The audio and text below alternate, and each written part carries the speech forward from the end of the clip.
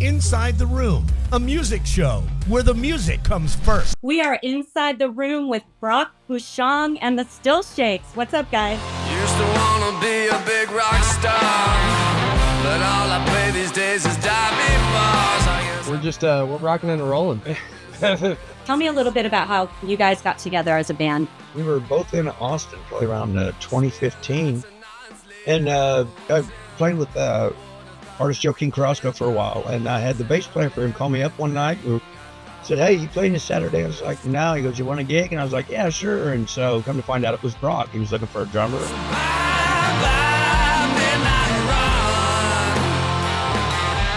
And that was when we started working together, and that was about 2015. We probably did about 2 years? Yeah. And then Brock went to LA for a little while. He was out in LA.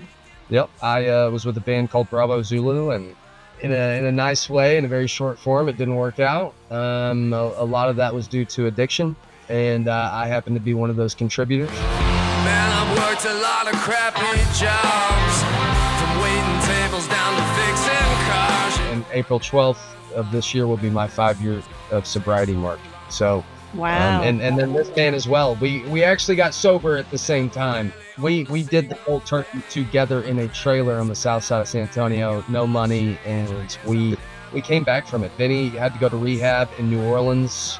It's a really magical thing. The story itself is magical. How he got sober, period, that's a miracle in itself. And how I got sober at the same time, and we remained sober. The key to sobriety is it is a day-by-day thing. We do try to send that message to people because we did suffer from addiction badly, and that falls into our music, that falls into our work ethic. It was like a full spin, and now we're releasing a lot of songs.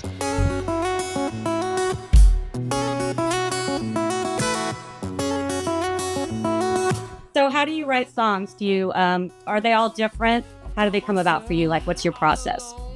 I'll either go to my piano or I'll go to a guitar, and I'll come up with chords that make me happy, or, certain patterns of notes that make me happy, and I play around on them.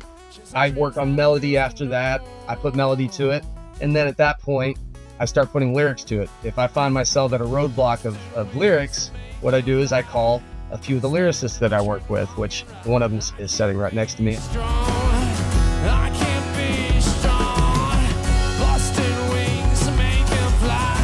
But typically, and this is kind of a thing that helped me get to writer's block, is we started not worrying about one song. We started worrying about 10 songs. And so we would go through the songs and we'd be like, oh, we stopped on that one. Let's go finish the lyrics. And so we constantly are on a rotation of about 10 to 12 songs. The course in my trajectory could alter my direction if this pretty little thing would come my way. Although it isn't sudden, I'm lost without you. So you describe your music as what? Texicana? Texicana. Yeah, we did. We were having issues in the branding market, and it's funny because we've gotten to that point now where we're into the hard ticket sell part of the business. We're slowly pulling out of the bar business, and now we're trying to build fan base. And one thing we've kind of learned through that entire process is that there's a lot of building blocks that you have to get to those steps.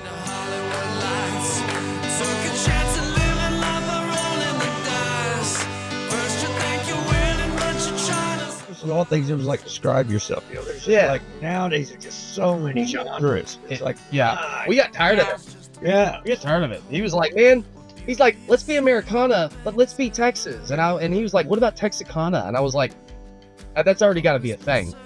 We looked it up. It's not a thing. Yeah, we coined it. I think that's a good description too. Yeah.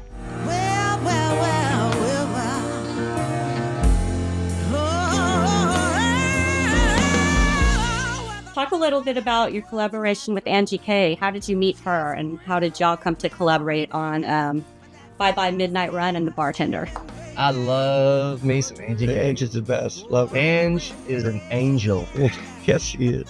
Ange is one of the most beautiful human beings, and also getting her in the studio, she's awesome. She's a powerhouse. When you're standing in a very small room with someone like that and you hear that voice, Mercy, mercy, mercy on the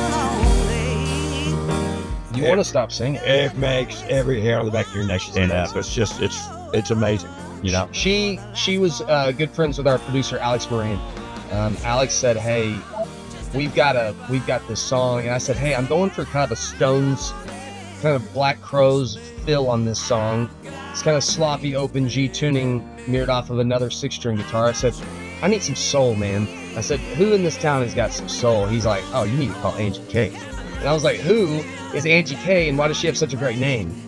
And so, It is a cool name. and now we're she's part of our family. We love her.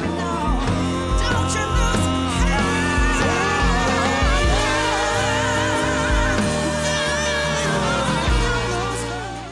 So tell me about one of your other co-stars, Mr. Waffles. I don't need much at all to get me through another day.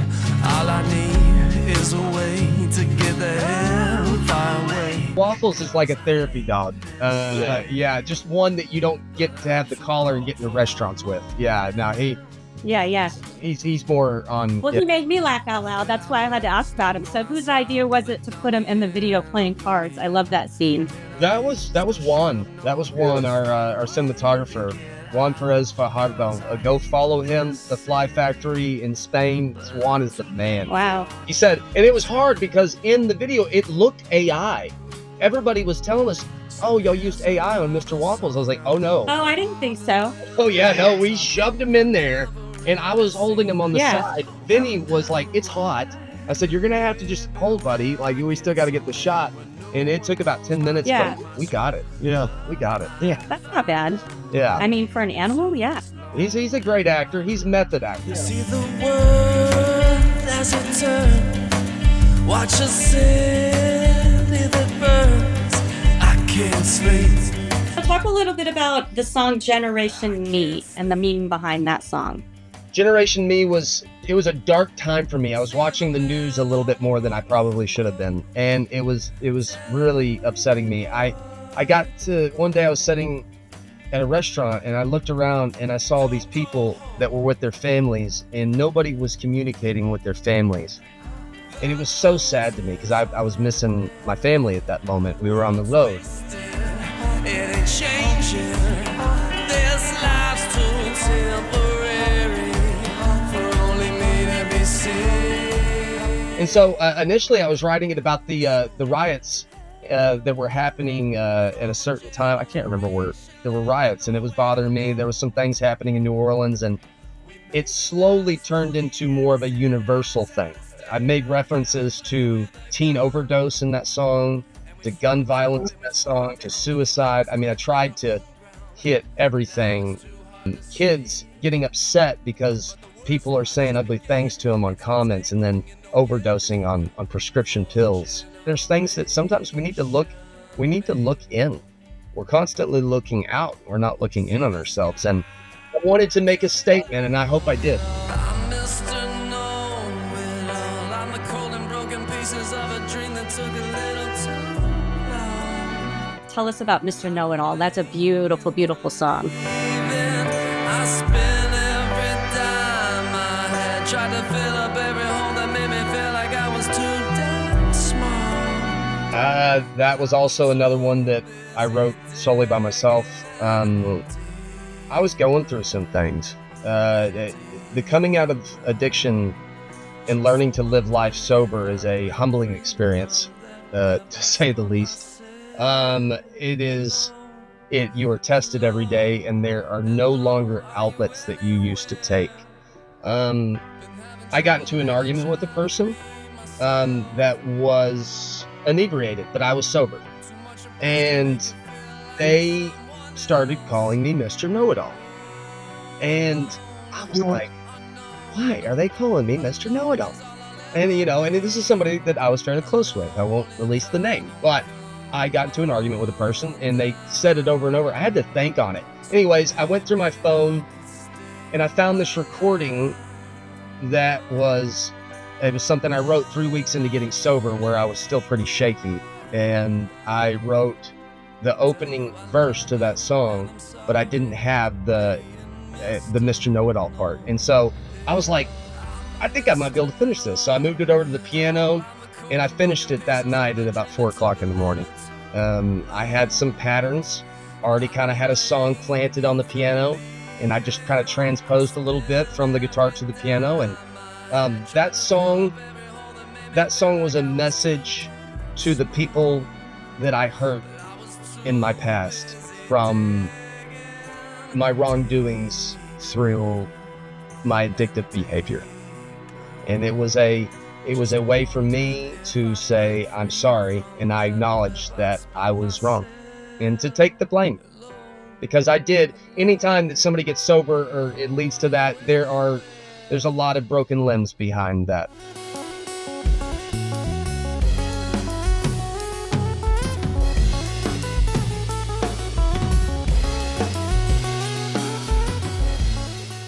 So talk a little bit about your live shows. What can we expect? Sure. We go all the way across the board. The cool thing about our shows is that we go all the way from solo, duo, trio to full band. Oh, cool. Yeah. Do you do like solo acoustic too? I do. Yeah. As a matter of fact, that was one of our, during the building of the band, a lot of people don't know this, and I don't know if I'm supposed to disclose this information, but you'll be the first YouTube channel to know, but we're the two guys that track all this.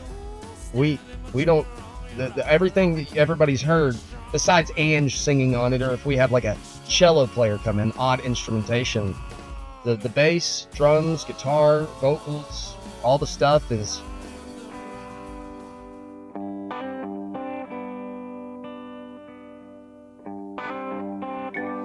Waiting for a train in the midnight light, trying to find something that you like. So what's some advice that y'all would give to like newer bands or people who want to do what you do? Surround yourself with people that are better than you. Surround yourself with musicians that are better than you. In your mind, better than you, because it will push you to be better. You find something and it just... The reason that our music is enhanced is because I stopped being selfish about what I was writing, and I created a group, and I listened to those people around me. I was so in control, just a control freak all this time about producing music and it being the way that I wanted. And in actuality, I was hurting myself.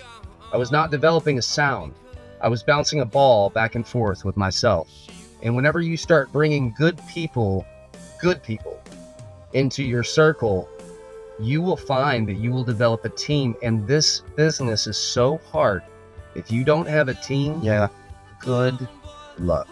And I truly mean that. Also, don't drink at your shows. Don't, because it turns into a thing. And it just, like, you be professional. Be professional. Somebody came up to me and said, "Hey, I love your music. And it's a shame I can't sign you to my booking agency." And I said, "Why not?" And they said, "Because you drink every show." They said, "We've come out to your shows." I'm like, "But I'm just having a few beers." They're like, "You don't see George Strait up there drinking a beer, do you?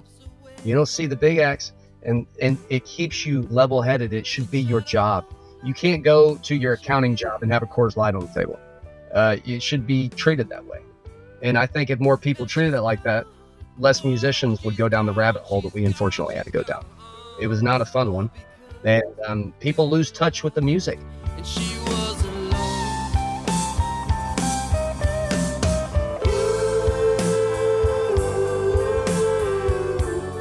We fell back in love with the music, but we then had the musical skills to be able to hone into it. And it was a perfect storm, like I said.